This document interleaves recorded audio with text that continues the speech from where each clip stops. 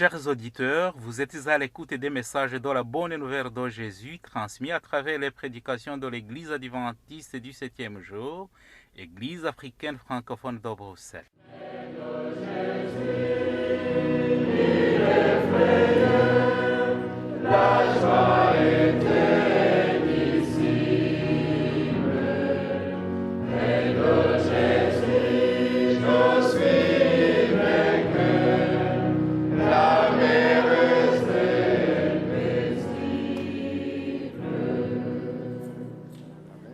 C'est ainsi qu'a commencé la bonne nouvelle de Jésus-Christ, le Fils de Dieu. C'est là ce qui est écrit dans le livre du prophète Ésaïe. J'enverrai mon messager devant toi, il te préparera le chemin. On entend la voix de quelqu'un qui crie dans le désert. Préparez le chemin pour le Seigneur, faites-lui des sentiers droits. Marc chapitre 1, verset 1 à 3. Itangiro ry'ubutumwa bwiza bwa Yesu Kristo, umwana w'Imana. Nk'uko byanditswe n'umuhanuzi Yesaya, ngo nuko ndenda gutuma integuza yanjye mbere yawe, izatunganya inzira yawe. Ijwi ry'urangurira mu butayu, ati nimutunganye inzira z'Uwiteka, mugorore inzira ze. Mariko igice cya mbere, umurongo wa mbere kugeza ku wa 3.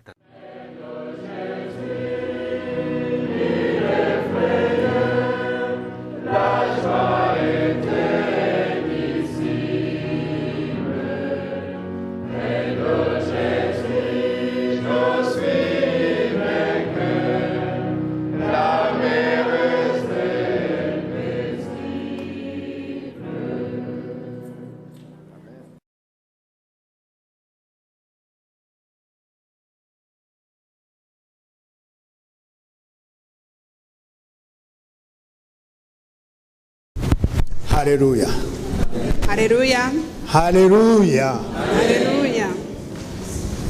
Igihe ugize amahirwe ukabona n'isegonda imwe guhumeka, Chaque fois que tu as au moins une seconde de respiration, ugomba kubishimira Imana. tu dois dire merci à notre Seigneur. Uramutse ugeze hariya mu Saint-Pierre mu bitaro byaho, Si tu parviens à arriver à l'hôpital de Saint-Pierre, ukareba umuntu ucigatiye mu mbavu ze ikintu ku ruhande ari kugendana nacyo, et que tu vois quelqu'un qui porte un fardeau,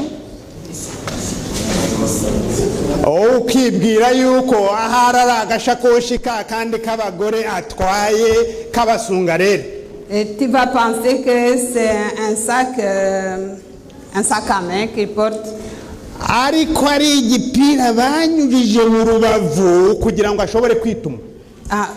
alors que c'est une sonde par laquelle il va pouvoir uriner. Nibwo wamenya amahirwe ufite yo kuba uhumeka. C'est à ce moment-là que tu te rends compte de la chance que tu as d'être encore en vie et de respirer.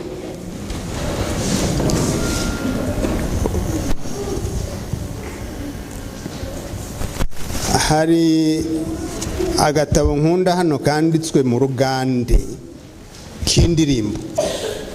Il aime bien le livre de cantique de louange, mais qui est dans le langage ougandais. Hari umudamu wigeze kunsobanurira Urugande ngira ngo insome yongera arunsobanurira. Et il y a parmi nous quelqu'un qui comprend cette langue. Mumumpere mikoro. Il aimerait bien qu'elle puisse continuer à traduire.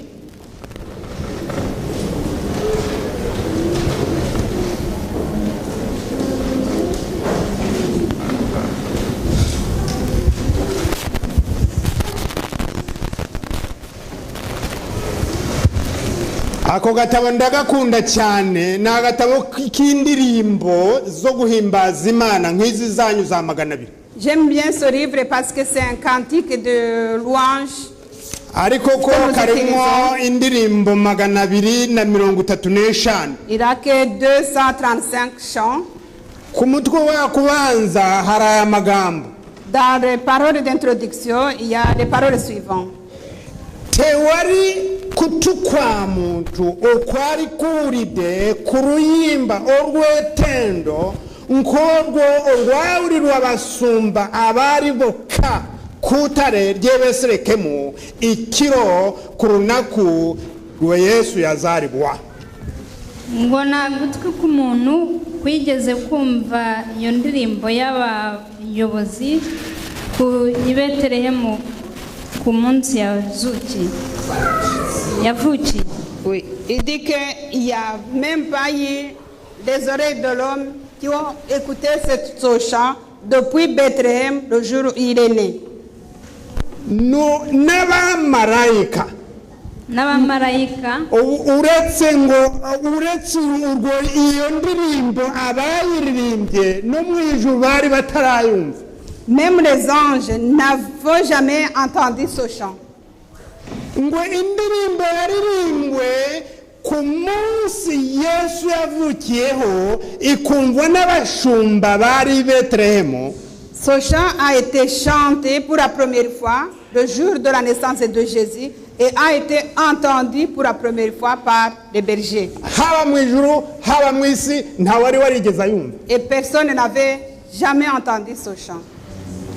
arakomeza akavuga ati entisa yajure imitima ng'abamarayika ngabewunya. ngo ubwoba bwinjiye imitima y'abantu abamarayika baratangara. okuraba ngo murangira ow'ekitiibwa ngazarirwa mu rutiba ente mwezirira. kubona umwana w'icyubahiro abyarirwa mu kiraro cy'inka aho zirira. Même les anges, ils ont eu peur de voir l'enfant de Dieu venir naître dans le berger, dans une ferme. nga yetwaza bwatyo yiyeza gutyo ku lw'aboonoonyi kubera abanyabyaha ku lulwo nange. kubera njyewe nawe. Et tout cela a été fait à cause de nos péchés pour toi et pour moi. warangiza ukagenda wimaramora ngo uri iki. Et alors après ça, tu vas te montrer ou te mettre haut et sans toutefois te poser la question, qui es-tu? uri iki. Et qui es-tu? yaba waruzi. Si tu savais, yaba waruzi. mu mwaka w'igihumbi kimwe magana cyenda 1966 benshi mwari mutaravuka. en 1966, nge nari naravutse da kera nari maze nk'imyaka nari umusore. pour lui, c'était un jeune homme de 4 ans. nubwo nari nkiri agasore yenda kangana na mugisha nari ndi umusore ntarasoreka cyane ariko nari umusore icyo gihe. Et il pense que dans cette période de 1966, c'était un jeune homme. umwami w'Ubuganda witwa Kabaka Mutesa wa kabiri. Et le roi de l'Ouganda qui s'appelait Kabaka yarahunze kubera intambara zari zihari. il a fui son pays à cause de la guerre. maze abantu bari bamugaragiye bari kumwe nawe bigera ahantu batabasha kuba bakiri kumwe nawe bariyoberanya abona asigaye wenyine. Et pendant qu'il fouillait son pays, tout le monde qui le suivait à un certain moment, ils ont pu se camoufler et ne montraient pas qu'ils étaient avec lui. Et il s'est trouvé seul. ubwo yari amaze kwiyoberanya yaragiye asesera mu rugo rw'umuturage. Et quand il s'est trouvé seul, il est entré dans une famille paysanne. ahasanga kuko abagabo bari bagiye ku misozi kurebaho uko urugamba bari kunekaho igitero gituruka, ahasanga umutegarugori. Et dans cette famille dans laquelle il est entré, tous les hommes étaient déjà partis à la guerre. Il a trouvé seulement la femme. muzi ingendo y'abatware kugira ngo ave hano yaramenyere kugenda ateruwe agenda ibirometero nk'icumi biba bikomeye cyane. Vous comprenez bien que vu qu'il avait l'habitude d'être porté, marcher pendant 10 km, c'était difficile pour lui. Ahagera naniwe. Et il était très fatigué. Afite inyota. Et il était assoiffé. Abwira umudamu waraho ati nyabuna wiriwe madame. Et il a demandé l'audience dans ce foyer. Ndakwinginze mputuzi two kunywa nibura n'iki sari. Et il a demandé si la dame avait l'eau pour lui. Ibisambo abaferera baha muri iki gihugu hano cyangwa atangira gukomura akaruru. Et la dame n'était pas contente. Elle a dit non, tu ne dois pas venir ici. Elle a commencé à faire du bruit. Umwami n'ubwitonzi aramubwira ati nyabona mbabarira reka ngende aranyera aragenda. Et comme le roi ne voulait pas se faire montrer ou se faire connaître son passage, il a supplié à la dame de ne pas crier et de le laisser partir en silence. Kuko yaza kuvuza induru bari kuza bakamwica. Parce que s'il avait crié en disant le roi est ici, ils allaient venir le prendre et le tuer. Ariko ajya kugenda ageze hepfo arambwira ati nyamara ariko madame. Mais en partant, il a dit à la dame, iyaba uruzi ugusaba amazi wari we. Si tu savais qui te demande de l'eau. Genda wagisambo umve kunsahura n'amazi amazi yari ukuntu ataboneka. Et la dame elle a continué à crier en disant va-t'en parce que tu viens peut-être pour voler, même l'eau ici est très chère. Muri Uganda hari agace kari ugiye mu munce zaho yimuka kumanuka epfo hari agace kugira ngo muri icyo gihe ubona amazi wagendaga mu gitondo n'igare ukirirwayo kwiriba ukagaruka nimugoroba saa 12. Parce que peut-être cette dame habitait dans une zone de Uganda où l'eau est vraiment très très chère et on trouve cette eau dans les endroits très éloignés. Arakomeza aragenda yigirayo imbere cyane. Et le roi a continué à marcher. Ajya kugera ku cyaro cy'Masaka. Et il est arrivé à la rive de Masaka. Ku cyaro cyitwa Kitambwe. Dans un endroit où on appelle Kitambwe. Ababaye mu Buganda hari murahaza ababaye muri Uganda. Et ceux qui sont passés en Ouganda connaissent peut-être cette région. Ku gasozi kitwa Sanafu. Yarananiwe cyane noneho. Il était très fatigué à ce moment-là. Yinjira nanone mu rugo rw'umuturage. Et il a eu envie d'entrer encore dans une autre famille. Asanga nkuko n'ubundi byagenza abagabo babaje uko abagabo nyine ni myugariro. Et il n'y avait pas aussi des hommes, il n'y avait que la femme. Umudamu wari muri urwo ruba muronye n'ukuntu ari ananiwe yenda kwitura hasi. Et la femme qui était dans ce foyer, dès qu'il a vu la fatigue de son monsieur, du roi, il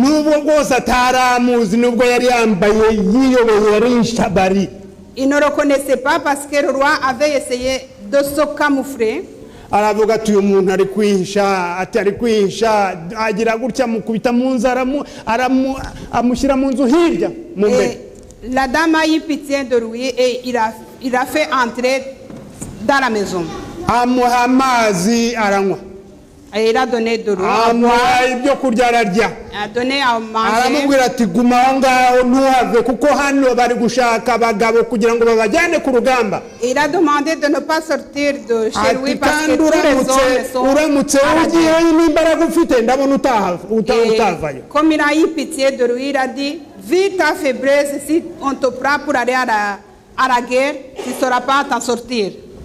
Ako kamanya habahaje igitera abantu babonye umugabo yinjira bati icyo kigabo ni cyahene tubanye kigabo kinje hano turakishaka tukibagira ibisiga. Et sans hésiter, il y a eu comme une attaque qui est venue chercher l'homme qu'ils ont vu entrer dans le foyer. Arababwira ati nyabuna rwose anyuze hano munsi y'urugo mumukebereza iyo epfo mumuhorera ni agiye kwishongiye hano naho hari. Et la dame s'est donné l'autorisation de mentir en disant que l'homme n'est pas entré dans la maison mais qu'il est parti yaramuje hirya y'urwuriro hirya mu mwinjiro w'urwuriro. La dame avait bien caché cet homme. Barakebuka baraza inzu barasakasaka baramubura. Ils ont dit même fouiller la maison mais ils n'ont pas trouvé le roi. Bakurikiza umukurira umuhoraho iyo yabarangiye bariruka baragenda. Ils ont toute cette foule a suivi le chemin que la dame les a indiqué. Kabaka Muteza amara igihe aza kuhava arakomeza intambara ituje arakomeza aragenda. Il a passé assez de temps dans ce foyer. Ntawigeze amenya yuko uwo ari umwami w'Ubuganda ari Kabaka Muteza. Personne n'a su que c'était le roi. Kugeza iyo yambutse aragenda ajya muri Kenya yambuka mu Bwongereza bayo abari yagwa mu buhungiro. Jusqu'à ce qu'il a pu traverser la frontière jusqu'au Kenya et de là il a pu fuir en Angleterre. Uwo mudamu witwa Nzerina yaratara ntiyigeze amenya yuko yacumbikiye Kabaka. La dame qui a hébergé le roi, elle n'a jamais su qu'elle a hébergé le roi Kabaka. Imyaka 34 ishize. Après 34 ans, uyu Kabaka Mwenda Mutebi uriho ubu ngubu igihe yatahukaga. Et le roi Kabaka il est revenu. Kuko isere asize byanditse mu gitabo aho yanyuze hose. C'est le roi Kabaka, c'est le fils d'autre qui a été hébergé. Quand il est revenu, il avait déjà lu l'historique de son père. Maze arabaririza Nzerina umudamu witwa Nzerina aracyabaho. Et il s'est donné la peine de demander à tout le monde la dame qui s'appelait Nzerina, celle qui a fait du bien à son père. Nzerina mu cyaro kitumba hirya ngiyo mu Isanafu. Et ils ont indiqué que cette dame vivait vraiment dans un village très éloigné. Ndashaka kujyayo ndashaka kumureba. Et le roi voulait absolument uragenda kuko yakakecuru kariye yarashaje n'umukecuru kandi koko yari yarashaje. Et le roi voulait absolument aller voir cette dame qui était devenue une vieille dame, mais les autres l'ont découragé. Mazagezeyo. Quand il est arrivé, amwubakira icyo bita mu Rugande urubiri ingoro. Et le roi a construit un palais pour cette dame. Amuhindura nubari umumbeja mu sinzi mu Kinyarwanda ko babyita ariko ni igikomangoma. Et elle a été honorée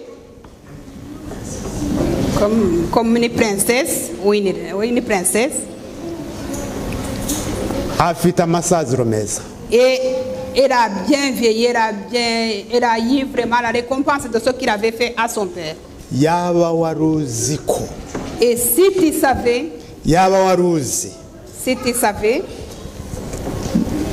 mu gice cya kane cy'igitabo cya Yohana, dans le chapitre 4, tuhasanga aya magambo ngiye gutindaho cyane kugira ngo ahari ugire icyo ukuramo. Dans l'évangile de Jean, chapitre 4, on va y retarder. Igice cya kane. Chapitre 4. Jean, chapitre 4. Tuhasanga amagambo asa n'ariya. Et nous trouvons des paroles qui ressemblent à cette histoire que je viens de vous raconter. Turahera ku murongo wa mbere. Lisons à partir du verset 1. Ni igice kirekire ndagisoma uko kiri hanyuma tugende dusobanura tugende twigana amagambo arimo. On va lire tout le chapitre, chacun doit suivre dans sa Bible et on va approfondir la parole qui est écrite dedans. Nuko umwami Yesu amenya yuko abafarisayo bumvise ko yigisha kandi abatiza benshi arusha Yohana. Icyakora Yesu bwe si wabatizaga ahubwo nabigishwa be. Nicyo cyatumye ava Yudaya asubira i Galilaya yiyumvamo ko akwiriye kunyura i Samariya. Umurongo wa 5. nuko agera mu mudugudu w'i Samariya witwa Sukara, bugufi bw'igikingi cya Yakobo yahaye umwana we Yosefu, kandi aho hari iriba ryande. Ndashaka ko tujyana muri Bibiliya kuko ni igice kirekire turagenda tuvuga amagambo.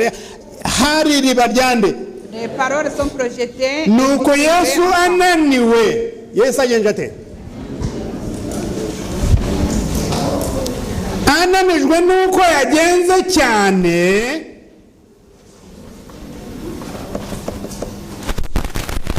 amagambo akurikiye avuga ngo iki? Ngo iki? Apfa kwicara kuri iryo riba hafi nk'isaha esheshatu. Jésus, fatigué du voyage, était assis au bord du puits. C'était environ au 6e heure. C'est le verset 6.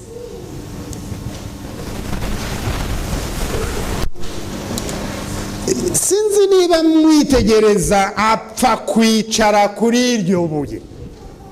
Imaginez-vous essayer de vous mettre dans l'environnement. Jésus était très fatigué et il s'est assis n'importe où, c'est le puits.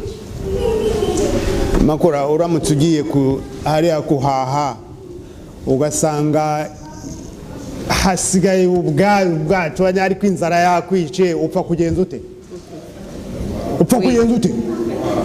Si vous allez faire usanzwe kugira ngo urebe usanze kugira ngo urebe ko wagenza ute? Si vous allez faire les courses et que vous arrivez au marché, il n'y a plus rien, il reste vraiment des miettes, tu achètes quand même ce que tu trouveras. Umusamariyakazi ava kuvoma, Yesu aramubwira ati mputuzi two kunywa. Verset 7. Kuko abigishwa be bari bagiye mu mudugudu kugenza gute? Kugura ibyo kurya.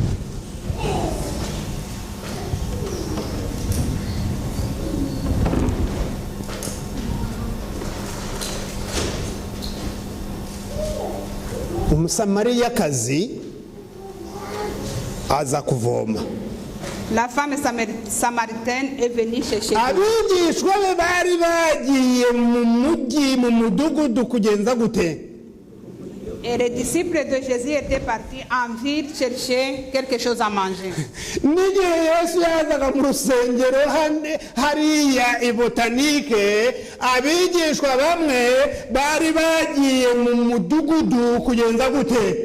Gushabika. Bari bagiye mu mudugudu gushabika mu matagisi, bari bagiye mu mudugudu mu maduka, bari bagiye mu mudugudu hesh. Même quand Jésus est arrivé à l'église de Botanique, les disciples étaient partis dans leurs œuvres, dans leur travail de tous les jours. Umusamariyakazi aramusubiza ati, kuri umuyuda nka umusamariyakazi uransaba amazi ute? Et la femme de Samarie vient, verset 9. La femme samaritaine lui dit, aharienda nasaba ko mwashyira ariya magambo mu gifaransa, icyatumye mubaza atyo nuko abayuda banenaga abasamariya. Yesu aramusubiza ati, iyaba waruzi impano y'Imana ukamenya n'ugusabye amazi uwo ari we, nawe umusabye nawe akaguha amazi y'ubugingo. Undi ati, databuja, ko udafite icyo uvomesha n'iriba akaba ari rirerire, none se ayo mazi y'ubugingo urayakura he? Mbese ye uruta sogokuruza Yakobo wadufukuriye iri riba, kandi akaba yaranywaga amazi yaryo ubwe n'abana be n'amatungo ye?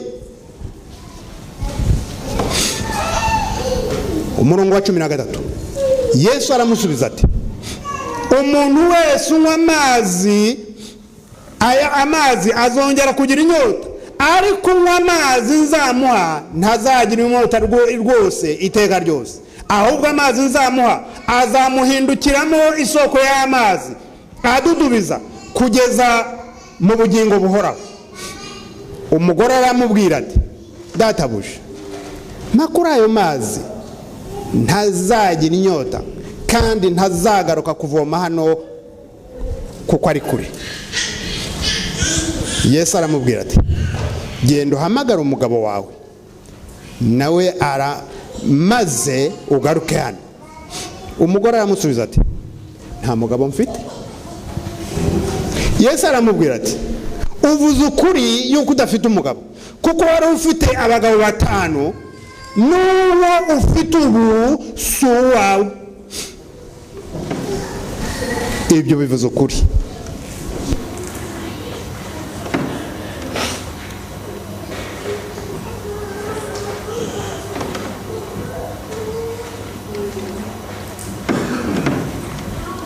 Murongo wa 19 verset 19.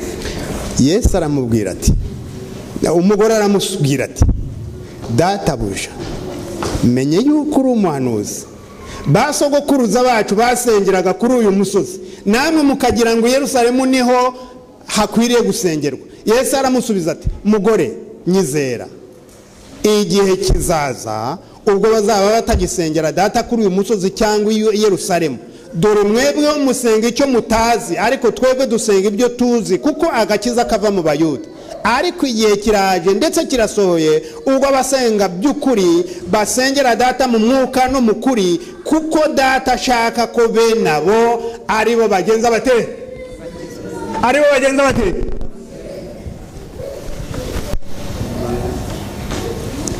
Imana n'umwuka n'abayisenga bakwiriye kuyisenga mu mwuka no mu kuri. Umugore aramubwira ati nzi yuko Mesiya azaza ari we witwa Kristo kandi ubwo azaza azatubwira byose. Yesu aramubwira ati nige tuvugana. Uwo mwanya abigishwa be babandi baraza batangazwa nuko avugana n'uwo mugore ariko ntihagira umubaza turashaka iki cyangwa niki gitumye uvugana nawe. Nuko uwo mugore 28 verset 28. 28 uhaca umurongo. Vous pouvez souligner le verset 28. Umurongo wa 28 Mukristo waje muri iri torero gusenga muri iki gitondo uceho umurongo. J'invite à tout le monde qui est ici de souligner le verset 28. Nuko umugore asiga ikibindi cye aragenda ajya mu mudugudu. Alors la femme ayant laissé sa cruche s'en alla dans la ville. Nuko umugore agira ate Et la femme s'en alla. Biranangaza umugore yaraje kuvoma kandi amazi ava kure. Et la femme était venue chercher de l'eau. Ahuye n'umugabo witwa Yesu aramubwira ati nyabuna makumazi undi ati amazi se wa muntu we amazi ko nturehe nawe.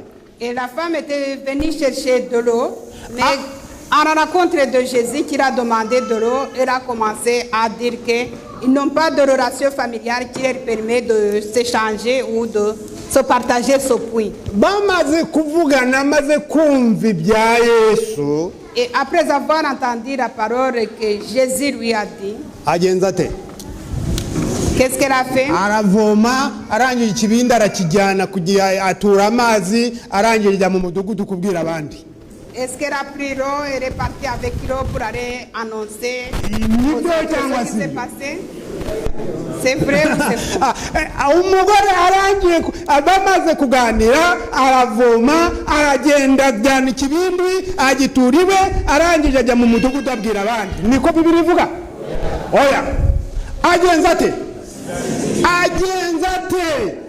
asiga ikibindi cye. La femme ayant étonnée de la parole qu'elle venait d'écouter, elle a laissé même la cruche et est partie. Wibaza uriya mugore kuki yasize ikibindi cye kandi aricyo cyamuzanye kandi amazi agomba kuyavoma amazi aruhije ikibindi aragisigara agenda. Vous Pouvez-vous vous poser la question pourquoi est-ce que cette dame était venue pour chercher l'eau et qu'elle est partie sans eau? yaba waruzi ugusaba amazi uwariwe. Et si tu savais qui te demande l'eau. Uyu musamariyakazi yagiraga umushiha utewe n'ibyaha bye. La femme samaritaine était une femme qui était devenue cardiaque, comme elle était devenue vraiment méchante à cause de ses péchés. Kubera uko yari ameze yaje ahari icamunsi avuga ati uwo duhurira ku mugezi se reka njye kuvoma abantu yaje abandi badahari. Et cette dame est venue au moment où il y avait personne au puits. Ntabwo yari azi ko ari buhure n'umuntu. Elle ne savait pas qu'elle allait croiser quelqu'un à ce puits. Dore nari nzi ko ndahure nta muntu hari dore n'uyu se we yaje et voilà elle avait choisi elle ne voulait pas croiser personne. L'heure de midi c'est l'heure où elle ne voulait vraiment croiser personne. Maze cyaka noneho doraransaba n'amazi. Et voilà, j'arrive ici, j'espérais croiser personne et je croise ce monsieur qui me demande même l'eau. Niko murihe nawe. Et elle a posé la question, quelle est la relation entre toi et moi? Abahirika ndabazi duhuriye namwe gendere ndabazi. Je vous connais, quelle est la relation entre toi et moi? Uyu mugore umurongo wa 14 uyu musamariyakazi au verset 11 la dame samaritaine yari umunyabwenge. Elle était intelligente. Yari umunyabwenge kandi yakurwaga kwizima vuba. Mais elle était vite, elle changeait aussi vite. Kuko igihe yaganiraga na Yesu akamubwira ati yaba waruzi ugusaba amazi wari we. Parce que quand elle parlait à Jésus, Jésus lui a dit si tu savais qui te demande l'eau, ubu musabye akaguha ku mazi y'ubugingo. Tu lui demanderais l'eau de vie. Ubukana yarazanye amusubiza. Et la méchanceté à laquelle elle voulait répondre à Jésus, yahise akakana hasi noneho atangira kumubwiza neza. Elle a commencé à se calmer et à vouloir parler calmement à la personne qui lui demandait de l'eau. Kuko yaravuze ati databuja. Et elle a dit Seigneur. Burya hari amagambo muri Bibiliya mugenda usoma wumva databuja. Et il y a des paroles qui sont profondes dans la Bible, là où elle a dit Seigneur. Comme tu n'as pas quelque chose pour prendre de l'eau et que le puits est très profond. Et comment est-ce que tu vas avoir l'eau? Ariko yarubaga yazi uko kuko yamubwiye atamazi avuga ati birashoboka ko afite ubundi buryo. Elle a commencé vraiment à se calmer, à faire une attitude d'obéissance parce qu'elle pensait qu'il y a une autre façon. Yaba waruzi uwaje gusenga wari we. Si tu savais yaba waruzi uwaje kwambaza uwari we. Si tu savais qui tu es venu louer et adorer. Ubukana bwabo wabusize inyuma y'uriya muryango. Ta méchanceté, ton agressivité, tu l'aurais laissé derrière la porte. Umutima winangiye uba wabusize inyuma y'uriya muryango. Et le cœur dur, tu l'aurais laissé derrière la porte. Uyu musamariya yarazi kurobanura icyatsi n'ururo. La femme samaritaine savait bien différencier ce qui est bien et ce qui est mauvais. Akamenya aho inyungu ziri uyu musamariyakazi. Elle savait bien où se trouvaient ses intérêts. Yarutaga abubu. Et elle avait une intelligence plus élevée que les femmes d'aujourd'hui. Abubu ntabwo bahanika. Des gens d'aujourd'hui Les femmes d'aujourd'hui ne sont pas... abubu iyo umubwiye ati nyamara uri mu ikosa arakubwira ati ntushingeho. Les femmes d'aujourd'hui, quand tu lui dis que ça c'est une faute, elle va dire ne parlez pas de moi. abubu iyo umubwiye ati nyabona ibi ntabwo ni aravuga ati turi mu majyambere. Et les femmes d'aujourd'hui ne sont pas flexibles. Elle va te dire on est dans le développement, ne parlez pas de moi. abubu ntabwo bahanwa. Et les femmes d'aujourd'hui, on ne sait pas vraiment les corriger. abubu icyabona amafaranga. Et ce qui est important pour eux, abubu c'est l'argent icyabona ubutunzi. et la richesse. ndabizi hari kenshi twakunda kumva indirimbo itubyohera mu matwi ariko iyo uyu munsi yo ntabwo iryoha ahubwo irasharira.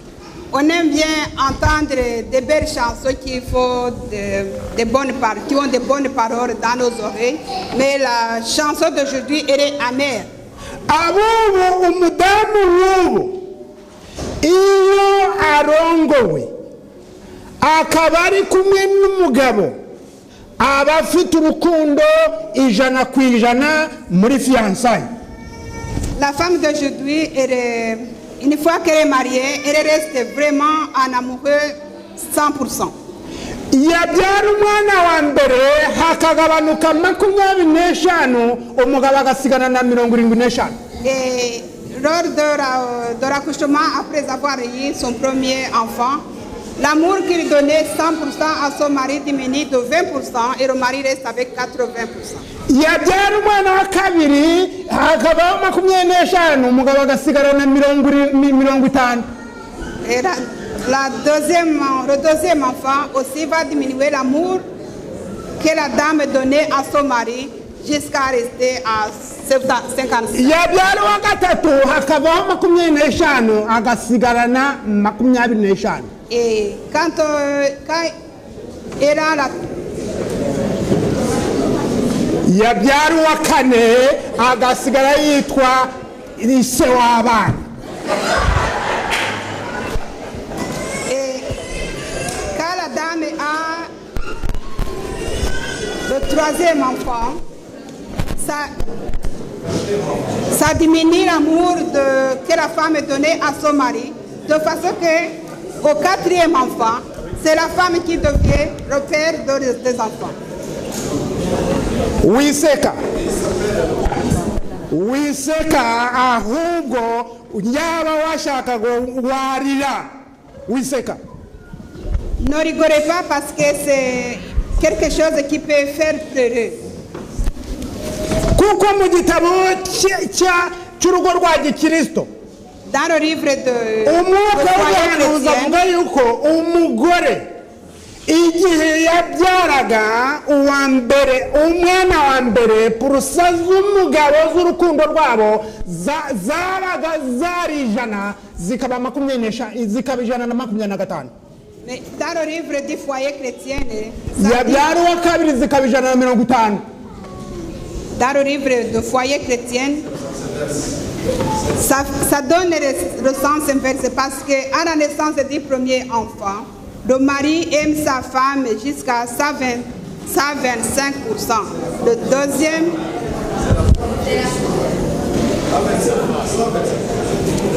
Ah oui, ok.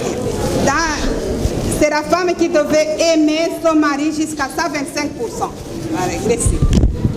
ntabwo ari umugore gusa wakundaga n'umugabo ahubwo n'umugabo yakundaga umugore we kuko yabonaga ibyiza bivuyemo. Ce n'est pas seulement la femme qui aimait son mari, mais aussi l'homme aimait sa femme parce que leur amour donnait du fruit. none abubu abagabo bubu nguriya yaracecuye yabaye ingoroji nzashaka inkumi. Et maintenant, ça a changé parce que l'homme voit sa femme vieillir et pense à chercher une autre jeune femme. abubu Des hommes d'aujourd'hui, abubu des gens d'aujourd'hui. uriya musamariyakazi La femme samaritaine, yarubahaga Elle obéissait. C'était une femme obéissante. yarubahaga C'était une femme obéissante. umurongo wa 15 umugore aramubwira ati databuja. Au verset 15, la femme dit, Seigneur, databuja Seigneur, n'umutima utuje avec un cœur calme, mpa kuri ayo mazi donnez-moi ntazagaruka hano cette eau, afin que je n'ai plus soif kandi ntazagira inyota ukundi. et que je ne revienne plus ici. yaba waruzi uwo waje gusenga uyu munsi, kwambaza uyu munsi, Si tu savais la personne que tu es venu adorer, que tu es venu louer, que tu es venu prier aujourd'hui, wari kuba wigengesereye ukavuga uti mwami tu allais te comporter calmement et dire, databuja Seigneur, nkuramwo umutima wibuye unshyiremo umutima w'inyama. enlève-moi le cœur dur et le cœur de pierre et mets en moi un cœur de chair, kugira ngo nshobore kubona umugisha. afin que je puisse avoir tes bénédictions. uyu musamariyakazi yategaga amatwi La femme samaritaine, elle savait bien écouter agatekereza et elle avait le temps de réfléchir kandi agategereza. et elle avait aussi le temps d'attendre. abubu ntibubaha, Les femmes d'aujourd'hui n'obéissent pas. niyo bari mu rusengero Même à l'église, bongorerana, et ils commencent à se parler baba entre eux. bavuga Et ils sont occupés aussi à parler. ibyari itema n'iryaririma. Et c'est comme s'ils étaient au marché. imitwaro yabo iriya baba bayizanye yose bayishyize mu rusengero. Et ils apportent tous leurs fardeaux à l'église. nicyo cyatumye bamwe Yesu aba abitegereza akavuga ati iyo mwaje mu rusengero ninde wababwiye ko muza kururibata. Et c'est pour ça que Jésus avait regardé tous ceux qui venaient à l'église et les a demandé, qui vous a demandé de venir salir ma maison? abubu bo baba basakuza. Les femmes d'aujourd'hui, ils parlent, ils font du bruit. abubu ntibashobora kwibombarika kuko bibwira ko bari mu isoko hahandi hanze aho bahora. Ils ne donnent pas la valeur de l'endroit où ils sont, ils oublient qu'ils sont dans la maison de Dieu. abubu ubabwira ukuri ahubwo bakazura umugara. Et quand il leur dit la vérité, ils commencent à se fâcher, à hausser les épaules. ndetse abubu yukomye ku ikosa rye, Et si tu montres sa faute akaba afite ububasha et qu'il a la possibilité, yakugira nk'ubwa muka Herode ibyo uko yakoze Yohani Batista. quand ils montrent leur faute, dans le moment où ils ont la possibilité, ils te feraient comme la femme de Hérode quand il a demandé la tête de Jean-Baptiste. abubu nubwo nta nkota bafite, Même s'ils n'ont pas d'épée, aba yamaze kugusogota byarangiye. il a déjà vraiment commis un péché de te faire du mal dans ses pensées. kuko ijambo ry'Imana riravuga ngo Bibiliya mwumvise bavuga ngo ntukice, Même la parole de Dieu dit qu'il ne faut pas tuer. ariko nureba mugenzi wawe ukamwifuriza ikibi, Mais quand tu regardes ton voisin que tu commences à souhaiter ukamuvuga nabi, quelque chose de méchant et que tu parles mauvais de lui, wamaze kumusogota, et tu l'as déjà tué. byarangiye. Et c'est fini. uyu musamariyakazi La femme samaritaine, yarazi gufata icyemezo atajegajega. elle a pris la décision sans toutefois regarder à gauche et droite. uyu musamariyakazi La femme samaritaine, yarazi guhitamo neza, elle a bien choisi, yarazi guhitamo neza. elle savait choisir. umurongo wa 28 Verset 28, nongere mpasome. verset 28. cyangwa tuhajyane twese kugira ngo ahari satani naza kukwiba umugono akajyana ibyo wize byose uyu murongo nibura usigarane. On va essayer de le lire ensemble, même si vous ne gardez rien dans votre cœur ou dans votre tête, gardez au moins des paroles de ce verset. Reka tugendere hamwe. On va lire le verset 28. Wa 28. Nuko uwo mugore asiga ikibindi cye aragenda ajya mu mudugudu abwira abantu ati. Alors la femme y a resté. Mumurikire tugende abansabira umurumuka wera iki cyigisho cyane mu byigisho bitatu ejo bundi nakomeje gushakashaka mbwira Imana ni Mana umbwira icyo nigisha kandi ukimbwira ijoro ndakirota ejo nibwo nakirose ndavuga ni iki. J'ai demandé à Dieu de me donner les paroles auquel je vais vous parler et jana nanjye murongo 28 uwo mugore asiga ikibindi cye aragenda ajya mu mudugudu abwira abantu ati 29 muhasomere rimwe mwese. Lisons verset 29 ensemble. Venez voir un homme qui m'a dit tout ce que je fais. Nimuze murebe umuntu mbwiye ibyo nakoze byose murebe ko ahari ari Kristo. Venez voir. Bava mu mudugudu bagenza bate. Verset 30, ils sortirent de la ville et vers lui.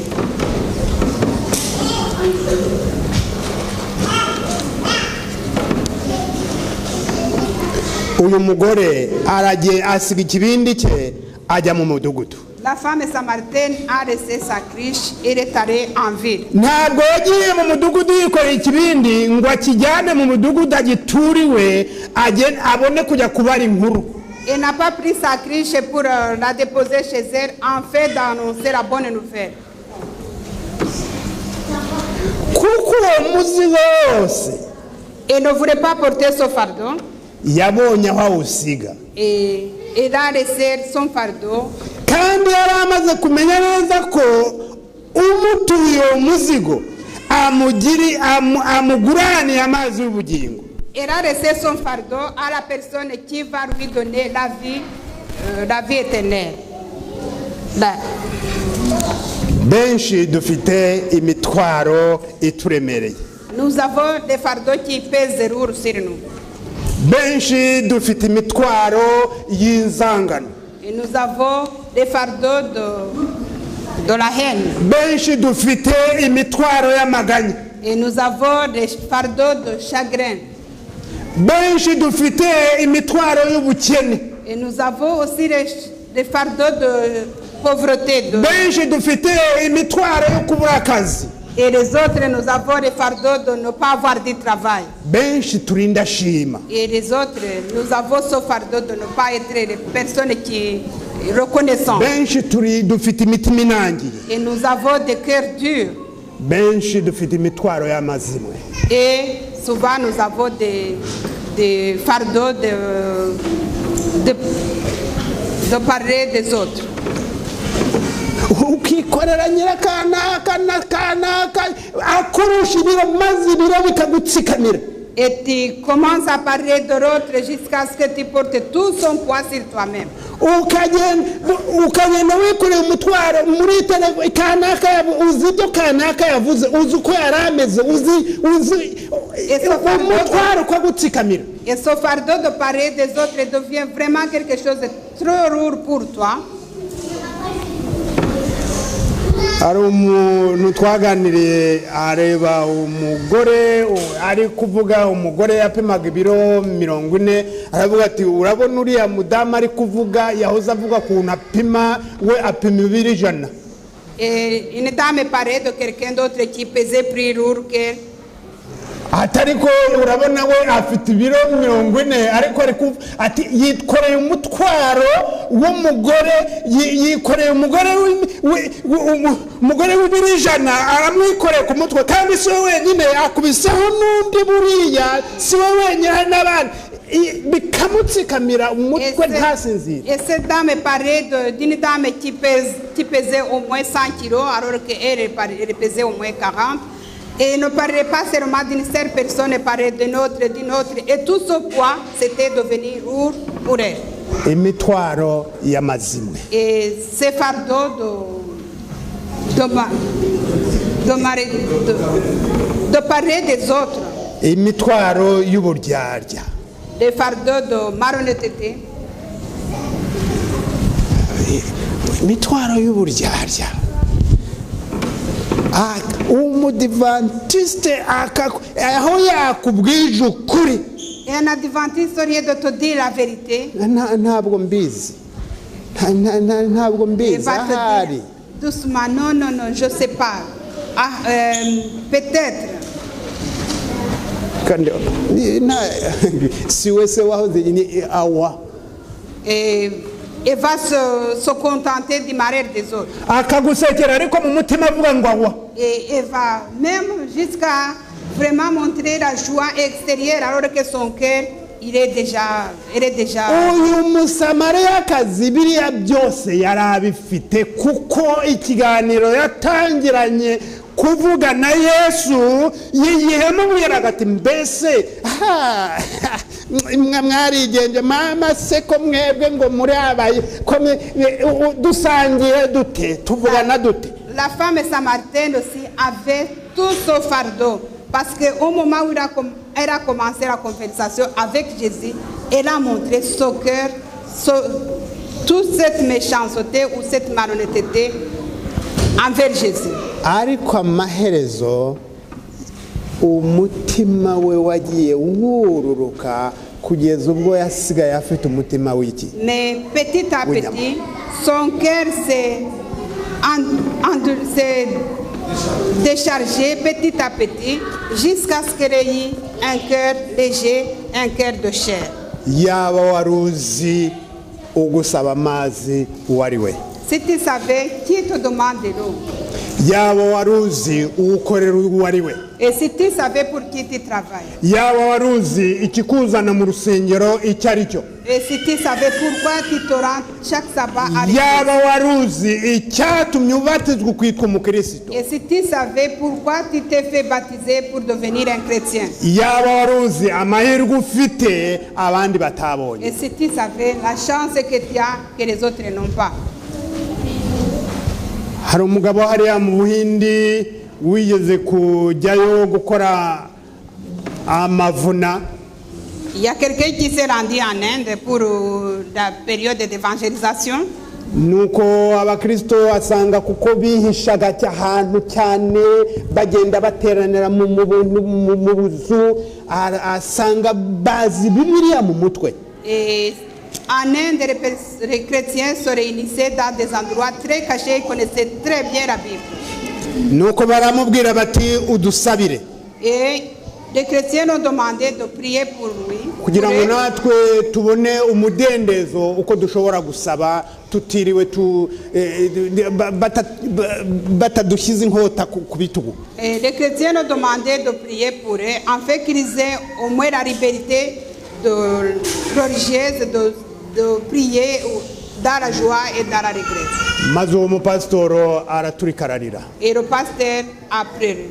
Arababwira ati ibyo byo ntabwo ndi bushobore kubisaba mu byo mbasabira kugira ngo mumere nkatwe ntabwo nshobora kubikora. Et il a dit ça je ne saurais pas refaire parce que prier pour vous pour que vous ayez cette liberté d'adoration je ne peux pas refaire. Bati kuki utabikora. Et ils ont posé la question pourquoi est-ce que tu ne peux pas refaire. Arababwira ati iwacu dutangira ishuri ryo kwisabato saa 4 n'igice saa 5 kandi mbere twaratangiraga mu masaa 2 n'igice.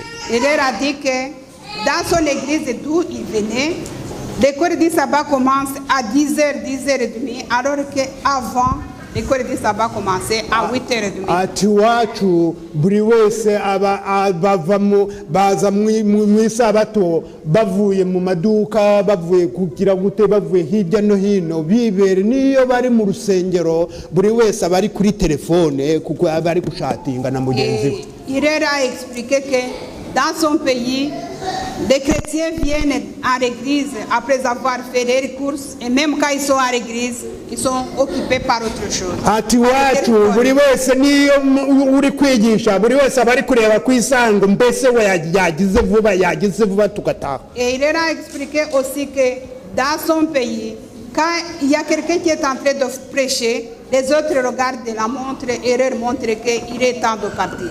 ati naho hano ati hano iwanyu Mais vous, ici, mufite igihe vous avez votre temps, murihisha même si vous vous mukamara cachez, umunsi wose même si vous vous cachez muri pendant toute la journée. gutekereza kuri Kristo ndetse n'ibyo n'amasomo mukayafata mu mutwe ku buryo byantangaje kumva kubona mvuga isomo umwe akarimbwira undi akarimbwira kandi nta Bibiliya afite. Au moins vous avez même en cachette le temps de connaître et d'étudier les leçons et les versets bibliques jusqu'à ce que vous connaissez très bien la Bible.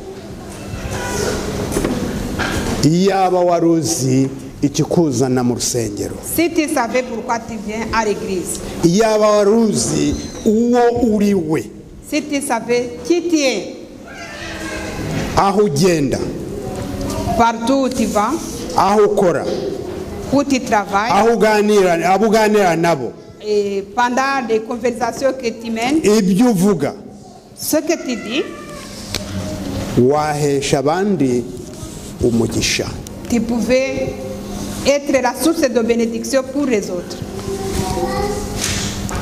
uyu musamariyakazi yasize ikibindi cye, La femme samaritaine a laissé sa criche. yasize ikibindi cye agenda anezerewe nta mutwaro agifite. Elle a laissé sa criche, elle est partie joyeuse et n'avait aucun fardeau sur elle. ku buryo n'abamubonaga ku cyaro aho yatambukaga kandi ari maraya baravuga ati ko ibintu banza byahindutse noneho byagenze bite. De façon que dans son retour au village, tout le monde qui le voyait comment il était joyeux se demandait ce qui s'est passé dans sa vie. Matayo 11 umurongo wa 28. Matthieu 11, verset 28. 11:28. Matthieu 11, verset 28.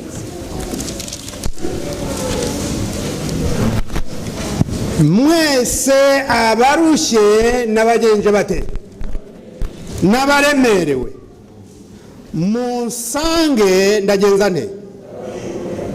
Venez à moi tous, vous tous qui êtes fatigués et chargés, et je vous donnerai du repos. Muri iki gicamunsi nyabuna umutwaro waje wikoreye ntuwusubizeyo usige ku birenge bya Yesu ugende usige ikibindi cyawe. À ce moment-là, j'aimerais que chacun dépose son fardeau au pied de Jésus. Siga ikibindi cyawe, Laisse ta criche. igisige ku iriba Yesu akuguranire. Laisse ta criche sur le puits, que Jésus te change.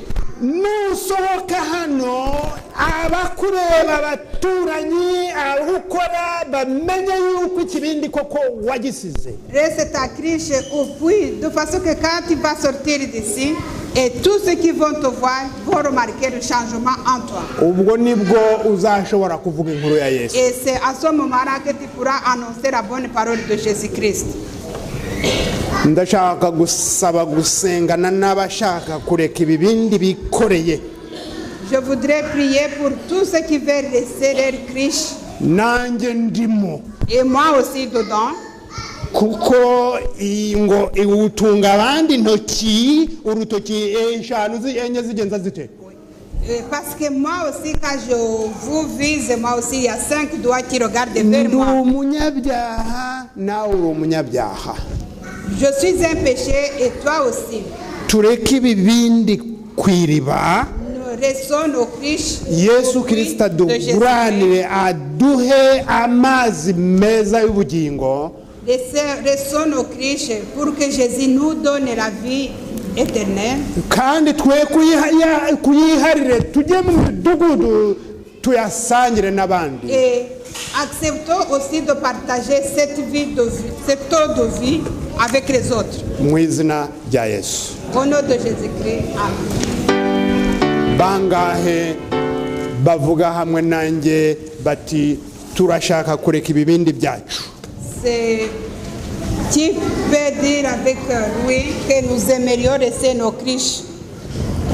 Hagurukira ku maguru yawe yombi uzamura ukuboko hejuru uvuga uti ndashaka kureka ikibindi cyanjye. Tous ceux qui acceptent de rester riches au pied de Jésus-Christ, je vous demande de vous tenir debout.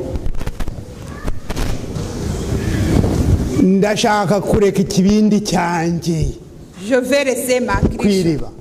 au puits de Jésus-Christ. Mubyeyi mwiza w'imbabazi soko y'ubugingo,